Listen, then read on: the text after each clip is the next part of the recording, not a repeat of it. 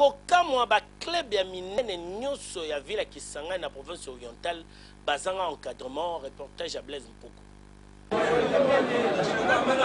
Lisano endembo oyo bozali komona toza na Kisangani na province orientale. Ti baza kobeta boye bondi melanga ekosuka nango kaka na bitumba. Problème baza nango kuna na Kisangani ba club na bango e avansaka te ekendaka liboso te, kimia ezate, boyokani ezate. Soki kaka match bandi na katikati to na suka bitumba ekobima kaka. Tiba mazembe bazobima ba champion ba vita ba imala ba okende liboso na Kisangani bango bazozonga kaka sima po boyokani ezali te.